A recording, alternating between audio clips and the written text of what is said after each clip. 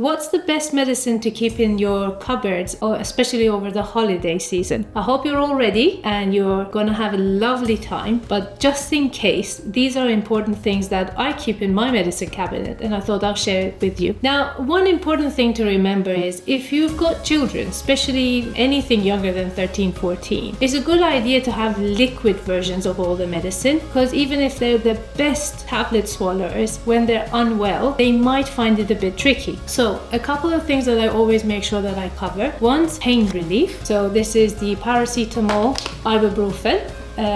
I didn't have the liquid version, but the good thing about paracetamol and ibuprofen is you can give them at the same time and you can alternate them as well. Ibuprofen is really good if there's swelling somewhere, so it's not just for the pain. If you wanted to reduce the swelling, make sure that you give it regularly 3 times a day, and after food is much better. Paracetamol, you can give it up to 4 times a day. The other important thing is allergies. So if you've got pets around and sometimes rashes come up on the skin, it's really good to have some allergy relief. There is Piriton here, and you can have this up to 3-4 times per day. And there are longer acting ones as well, like loratadine, both in liquid and tablet. And loratadine and cetirizine, you can have it once a day, but it will work for the whole 24 hours. And generally for any allergy, take it at least a week, a good couple of days, to make sure that the allergy is gone from the body, and plenty of liquids. Now, the other important thing is indigestion. Again, it's the time that the routines get a bit muddled. Things that are easy to chew, these are good. Mint tea is really good. It does help relieve cramps. And if people don't have an appetite, have diarrhea with you, especially in children. They're really good at regulating themselves, so don't worry if they're off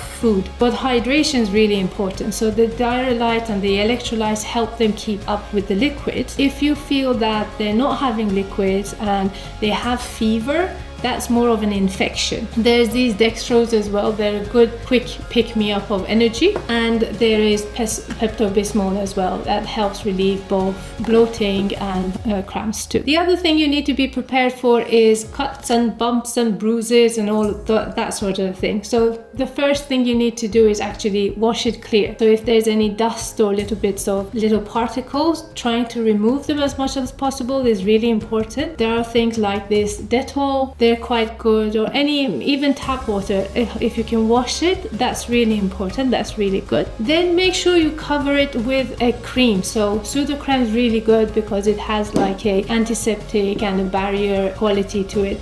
Things like Dermaloid or Savlon, they're no-brainer. It's better to have them and cover the bruises with plenty of that. And then plasters, have lots of different ones with you. So waterproof ones, the ones that have got a little bit of a cushion in them, they're really good for children, especially when the mindset is really important. So when you cover the bumps and bruises, it usually helps them feel better. Have different kinds of plasters. There are big ones as well. And the other important thing is for eye protection. So it gets really tricky when there's a pesky little particle in the eye. So having an eye wash is good. Some eye washes, when you open it, you can still use them for another 3 months, for example. If not, eye drops are a good alternative as well. However, when you open an eye drop, it won't stay sterile for more than a 4-week period. So always have one sealed in the cabinet. So if you use one, get another one as alternative very soon. There are antibiotic ones as well that can clear minor infections, but usually infections are easy to clear up by themselves within 2 to 5 days as well. I hope this is helpful.